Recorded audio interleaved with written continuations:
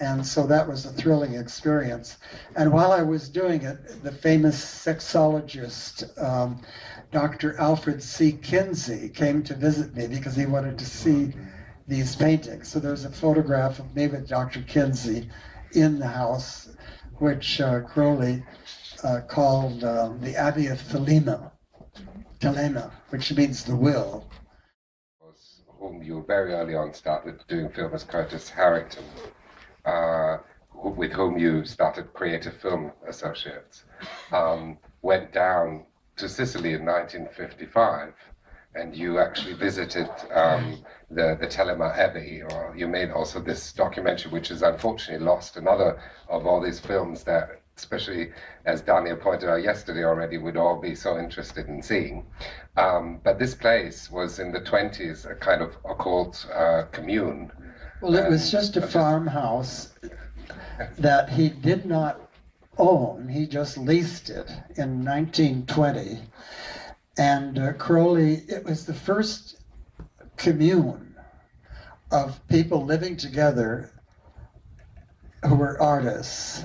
And maybe they were having sex parties too. It's possible. But of course they were, since they made a religion of eros, so it's frivolous to call them parties. But basically that's what it was. It was like putting a religious aura over sex, as sex is a kind of magical communion, which with good sex is what it is. All right, so keep trying.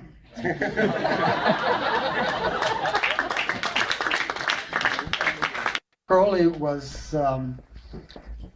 had many enemies, and he was kicked out of in 1923 of Sicily, of Cefalù, which is a few miles from Palermo, because he was English, and also they thought he was doing black magic, which did not make Mussolini too happy. And so Mussolini said, get rid of that crazy, evil Englishman. And so he was given his walking papers, and he had painted all of the walls of a leased house, which isn't a good idea because he never owned the house. This was like, so wonderful oil paintings of, like his bedroom is called La Chambre de Cauchemar, the room of nightmares, and the whole idea of the paintings was to show what nightmares were like. And for instance, on the edge of his bed, he had all these demons looking over the edge of the bed at what was going on in the bed. So he had a great sense of humor. But Mussolini had kicked him out, and then they had ordered the paintings all covered with whitewash. So I spent, in 1955, a whole summer very carefully scraping off the whitewash and using diluted acid to soften it up and then remove it. But under it were these beautiful oil paintings by Crowley. And so that was a thrilling experience. And while I was doing it, the famous sexologist, Dr. Alfred Kinsey, came to visit me because he wanted to see these paintings. So there's a photograph of me with Dr. Kinsey in the house, which Crowley called the Abbey of Thelema, which means the will, which was after Rabelais. He adored Rabelais. So. And in closing, let's just consider whether the influence continues, the unprecedented influence that the Kinsey Institute has on the policy and standards of sex education, criminal punishment in the United States and around the world.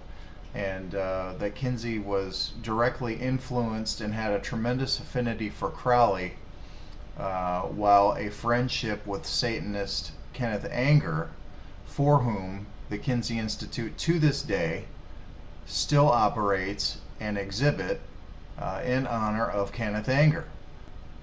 And we should not be surprised to see some of the usual players involved, in that the Rockefeller Foundation was heavily involved in the foundation of the Kinsey Institute, and we see the shared coincidental affinity for Lucifer among the Rockefeller presence, as well as, you know, Prometheus is featured at Rockefeller Center ice rink, the symbolic equivalent to Lucifer, in that Prometheus stole the fire, the knowledge, the enlightenment from the gods to impart it to man, and, you know, angered the gods, as it were, which essentially is the foundational concept behind Lucifer, making Prometheus and Lucifer very much symbolic equivalents. It's just that you can't put a statue of Lucifer